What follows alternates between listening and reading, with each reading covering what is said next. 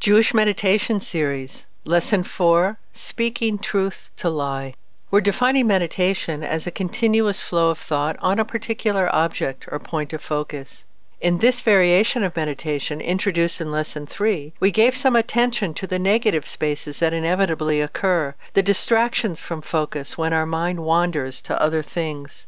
Is there a pattern to our meanderings? What kinds of thoughts pop up again and again to distract us from focus? How often are they childish interpretations of the world that are actually self-defeating? Since we don't generally tune in there, we don't notice all the things we say to ourselves that are false, unproductive, and even downright harmful. And worst of all, they stand uncorrected while we are looking elsewhere, while we are busy changing the world.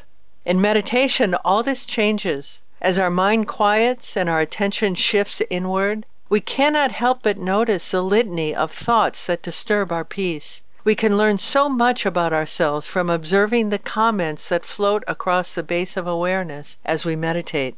In Lesson 3, we introduce the technique of labeling to identify our distracting thoughts as, say, judging or blaming, fantasizing, admiring, or planning, etc.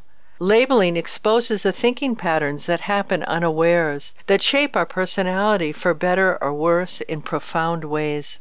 It is good to take a moment after meditation to inventory the thoughts that came up and take special note of the spiritually unproductive ones, the thoughts that are untrue, short-sighted, or unseemly, the thoughts that undermine our stated beliefs and conscious goals.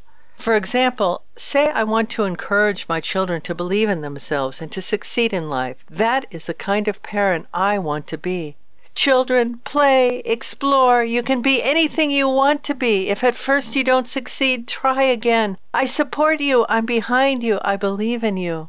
But when I meditate and notice the thoughts that scurry across the base of awareness, I see that in the shadows of my mind, I am tripping them up and tearing them down. Oi, my children are failures. They only make messes. They'll never take responsibility for themselves. They can't follow instructions. There's no hope for them. Now, some of these unwelcome thoughts may be legitimate. Like physical aches and pains, they may indicate that something in our emotional life needs tending to. Those informative thoughts require a different type of processing than what we are discussing here. Many of these unwelcome thoughts are just bad habits and hot-headed interpretations of the world. They are weeds that just need to be uprooted. There is no truth to them except for the reminder that there are primitive corners of our psyche that are still living in the Stone Age, that have not absorbed the wisdom we've acquired in the course of our days. It is this category of thought that we address in this lesson. We've taken time to sit with ourselves and observe the thoughts that distract us from focus. We've identified their category and labeled them accordingly. We've made special note of the ones that are toxic. Now it's time to pick just one of these thoughts and begin to uproot it. Let's use an example to keep things concrete. Let's pick envy as our unwelcomed, recurrent, and malignant thought. The principle underlying this practice is that every spiritually unproductive thought has a lie at its core. That falsehood is its Achilles heel. A lie only has power when its corrective truth is out of sight and out of mind. The first step is to find the lie inside the jealousy and state the truth that undermines it. Hashem knows my life's mission even better than I. He designed it, He wills it, and He is bound by an irrevocable covenant to assist its fulfillment from cradle to grave. Not a moment passes where He fails to provide the resources required for my next step in personal and spiritual growth. The blessings that I covet in other people's lives would only be obstacles to my soul's work. This moment is perfect. I know that this is true. When you notice yourself distracted by jealous thoughts, you pause, take a breath, and speak the truth that dissolves the lie of envy at its root.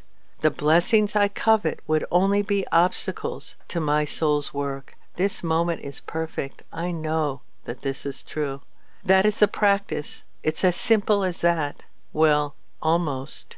In order for this technique to work, you must know that your affirmation is true, meaning that when you have your wits about you and you are able to think the matter through and reflect on logic and precedent, then you have no doubt that it is true. I have exactly what I need to make my next step in personal and spiritual growth. And so now, when you grab that truth and speak it to envy, the lie disintegrates before your very eyes. It was all smoke and mirrors, bluster and bluff. The blessings I covet would only be obstacles to my soul's work. I have all that I need to take my next step in life, and that is the only thing that will ultimately make me happy. The problem is that it's hard to hold on to that big picture. Inevitably, we revert to the lie that was our childish way of viewing the matter. It's hard to break old habits, even when they're self-defeating. But as soon as we notice a relapse has occurred, we speak our truth again and then again. In a surprisingly short time, the effort bears fruit. The jealous thoughts become scarce and then dissipate altogether.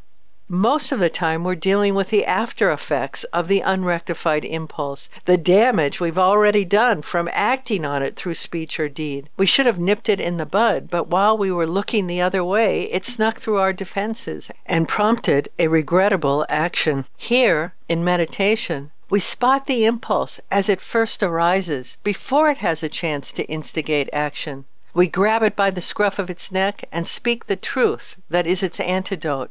The blessings I covet would only be obstacles to my soul's work. This moment is perfect. I know that this is true. Doctors use laser beams to dissolve kidney stones. Our true statements are also laser beams that dissolve our spiritually unproductive thoughts at their root.